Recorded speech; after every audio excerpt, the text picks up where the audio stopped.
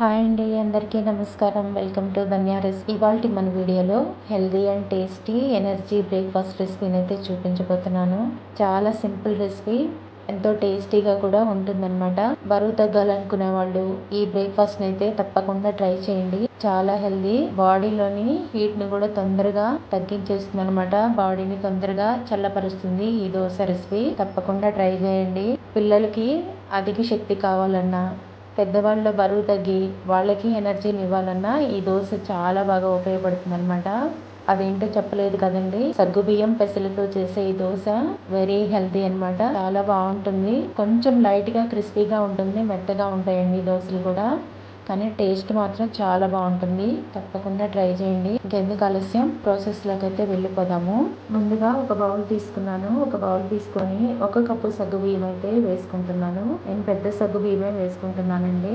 1 cup సగ్గుబియ్యానికి 1 cup పెసలు అయితే వేసుకోవాలి. 1 కప్పు పెసలు వేసుకున్న తర్వాత 1/2 కప్పు మినపప్పు వేసుకోవాలి. బియ్యం వేసుకోవాల్సిన అవసరం లేదండి. 1 స్పూను మెంతులు వేసుకుంటున్నాను. బియ్యం అయితే వేసుకోవాల్సిన అవసరం లేదండి. బియ్యం లేకుండానే ఈ దోశలు చాలా చక్కగా వస్తాయి. వీటన్నిటిని ఒకసారి బాగా అన్ని కలిపేసుకొని శుభ్రంగా వాటర్ తోటి ఒక 3-4 టైమ్స్ క్లీన్ చేసుకోవాలండి. ఇలా కడిగేసుకున్నాను. కడిగేసుకున్న తర్వాత తగినన్ని వాటర్ అయితే వేసుకోవాలి. వేసేసుకొని మూత పెట్టుకొని, నేనైతే నైట్ అయితే నానబెట్టుకున్నానండి. నేను మార్నింగ్ చేసుకుంటున్నాను కాబట్టి నైట్ నానబెట్టుకున్నాను. మార్నింగ్ చూపిస్తున్నానండి. మార్నింగ్ కూడా మరొక 3-4 టైమ్స్ శుభ్రంగా కడుక్కున్నానండి. కడుక్కొని చూసారు కదా, అన్నీ కూడా చక్కగా నానిపోయాయి. మీరు ఒకవేళ, నేనైతే నైట్ నానబెట్టుకున్నాను కదండి, మీరు మాక్సిమం ఒక 4 అవర్స్ అయినా నానబెట్టుకోండి. నానబెట్టుకుంటే ఇవి చక్కగా వస్తాయి దోశలు అనేవి. వీటన్నిటిని కూడా వాటర్ అంతా తీసేసుకొని ఇప్పుడు గ్రైండ్ చేసుకుందాము. ఒక మిక్సీ జార్ అయితే తీసుకున్నాను. చక్కగా అన్ని నానిపోయాయండి. ఇలా మనము ఇవన్నీ బాగా నానిపోయాయి అనుకోండి, దోశలు వేసుకునేటప్పుడు కూడా చక్కగా వస్తాయి. అందుకని మీరు మాక్సిమం ఒక 4 అవర్స్ అయితే నానబెట్టుకోండి. నేను మార్నింగ్ చేస్తున్నాను కాబట్టి బ్రేక్ఫాస్ట్ నైటే నానబెట్టుకున్నాను. ఇప్పుడు ఇవన్నీ వేసుకున్న తర్వాత 1 స్పూను జీలకర్ర వేసుకున్నాను. ఒక 3 పచ్చిమిర్చి ఇలా తుంచి వేసుకుంటున్నాను. నేను తీసుకున్న క్వాంటిటీని బట్టి పచ్చిమిర్చి వేసుకున్నాను. అయినా పచ్చిమిర్చి పెద్దగా కారం లేవండి. ఈ సైజ్ అల్లం ముక్కను తీసుకొని ఇప్పుడు సన్నగా కట్ చేసుకొని వేసుకుందాము. ఇలా కట్ చేసుకొని వేసుకుంటున్నాను. వేసేసుకొని కొంచెం వాటర్ వేసుకొని కొంచెము గట్టిగానే పట్టుకోవాలండి. పిండి చూసారు కదా, చాలా స్మూత్ గా పట్టుకోవాలి. పిండి అనేది ఇలా స్మూత్ గా ఉండాలి. అప్పుడే దోశలు కూడా చాలా బాగా వస్తాయి. ఇప్పుడు బౌల్లోకి అయితే వేసేసుకుంటున్నాను. ఇలా బౌల్లోకి వేసేసుకున్న తర్వాత మూత పెట్టుకొని ఒక 1 అవర్ పక్కన పెట్టుకోవాలండి.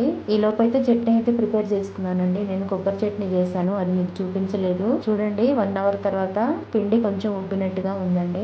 ఇలా ఉంటే మనం దోశలు వేసుకోవడానికి చక్కగా వస్తాయి. ఇదంతా కూడా పిండి అంతా బాగా కలిపేసుకున్నానండి. కొంచెం చిక్కగా ఉంది, అంటే కొంచెం గట్టిగా ఉంది. ఇప్పుడు కొద్దిగా వాటర్ అయితే వేసుకుందాము. ఫస్ట్ తగినంత సాల్ట్ వేసుకుందాము.